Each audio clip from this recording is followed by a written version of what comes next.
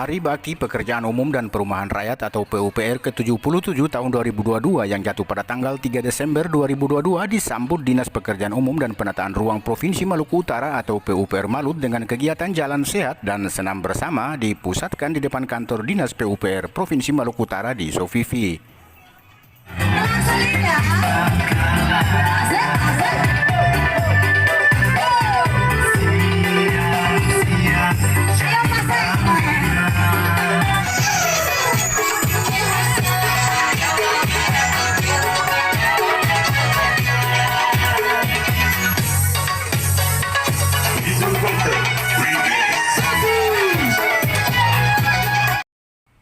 Usai senam bersama, Kepala Dinas PUPR Malut Saifuddin Juba memaparkan ada 6 lokus perhatian dan konsentrasi Dinas PUPR terkait pembangunan infrastruktur di Provinsi Maluku Utara. Lokus perhatian ini juga mengacu pada target rencana pembangunan jangka menengah daerah atau RPJMD Provinsi Maluku Utara hingga tahun 2024 yang akan datang. Menurut Kadis Saifuddin Juba bahwa ada 6 lokus perhatian dan konsentrasi dinasnya terkait pembangunan infrastruktur di Provinsi Maluku Utara. Dan hal ini juga sejalan dengan tema yang diusung pada Hari Bakti PUPR ke-77 tahun 2022, yakni Sigap Membangun Negeri. Keenam lokus perhatian tersebut meliputi irigasi, jaringan fasilitas air minum, sanitasi, tata ruang, serta bimbingan tenaga ahli dan tenaga terampil konstruksi. Untuk irigasi hingga tahun 2022, Dinas PUPR Malut sudah melewati target sesuai RPJMD Provinsi Maluku Utara yang direncanakan hingga tahun 2024 nanti adalah 45% dan saat ini di tahun 2022 sudah melampaui targetnya yakni berada di angka 47,63%. Ada beberapa lokus konsentrasi di PUPR Pemprov Maluku Utara itu ada sekitar 6 tidak salah yang menjadi lokus perhatian untuk terkait dengan pembangunan infrastruktur di Provinsi Maluku Utara, yang tentunya ini juga menjadi tema Hari Bakti PUPR, Sigap Membangun Negeri. Kalau untuk terkait dengan irigasi misalnya menjadi kewenangan provinsi, saat ini kami sudah melewati dari target RPJMD. Ya, 2004 itu 45%. Sekarang di tahun 2022 sudah 47,63%. Yang itu sudah dilakukan. Terus kemudian untuk air minum pun kemudian juga menjadi konsentrasi oleh PUPR, terutama untuk kebutuhan air minum di Sofifi. Ini menjadi kendala setiap saat, menjadi keluhan masyarakat. Nah, ini juga menjadi konsentrasi kami di tahun depan juga. Kami akan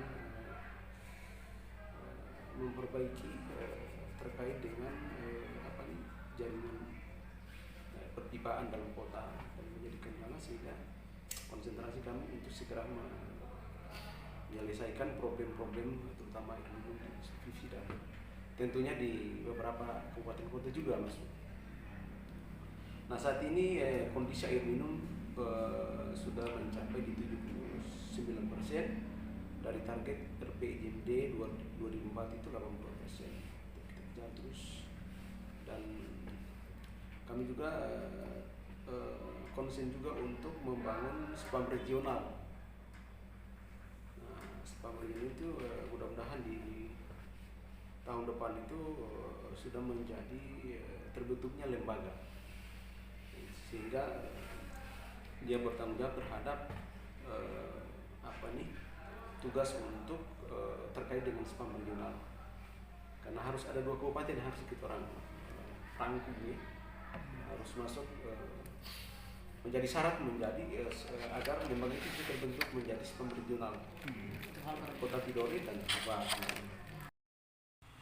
Begitu juga soal sanitasi, saat ini sudah mencapai 75% dari target RPJMD 82%. Kemudian pembangunan jalan dari total 1.276 km masih terus dipacu hingga mencapai 65% sesuai target RPJMD.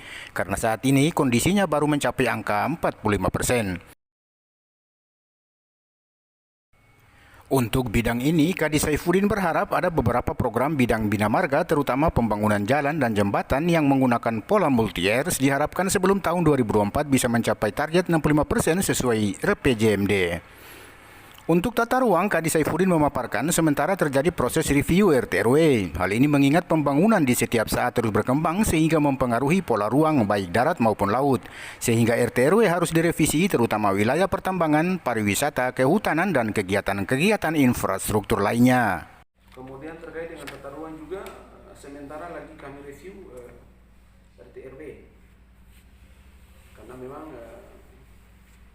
pembangunan ini kan selalu setiap saat bergerak dan tentunya berpengaruh terhadap pola ruang baik darat maupun laut itu.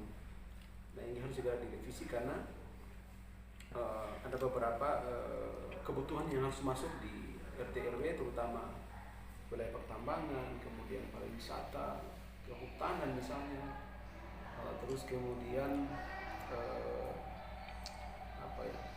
pariwisata, terus kegiatan-kegiatan infrastruktur lain yang menjadi kebutuhan tuntas di Sofifi yang menjadi ibu kota provinsi tentunya. Itu menjadi konsentrasi kami dan mudah-mudahan di awal tahun depan itu RT/RW sudah bisa diperdakan, sehingga itu menjadi dasar beberapa investor yang akan melakukan investasi di sini itu menjadi rujukan nanti di rencana tata ruang. Kan harus ada kesesuaian ruang yang kalau tidak sesuai ya tidak bisa diberikan semacam rekomendasi pada sesuai. Dan yang terakhir adalah soal tenaga ahli dan tenaga terampil konstruksi. Hal ini menjadi sangat penting sehingga harus dilakukan bimbingan teknik. Karena ke depan keahlian bidang tenaga ahli dan tenaga konstruksi, seseorang tidak sekedar memiliki ijazah formal saja, tapi harus ada kompetensinya. Tenaga teknis sangat butuh sekali terkait dengan bagaimana orang memiliki kompetensi. Jadi tidak hanya sekedar ijazah, tetapi harus memiliki kompetensi. Dan saat ini kami sudah bimbing tenaga ahli maupun terampil itu 1.203 orang dari 2.000 orang yang menjadi target kami di tahun 2024. Kadis Saifuddin juga menekankan soal penganggaran yang maksimal sehingga program sebagaimana direncanakan sesuai RPJMD akan tercapai sesuai rencana. Kalau penganggaran juga maksimal, tentunya target yang kami lakukan di tahun 2024 bisa tercapai. Kalau misalnya penganggaran juga tidak maksimal juga tentunya berpengaruh juga terhadap target-target capaian kami di tahun 2024 nanti.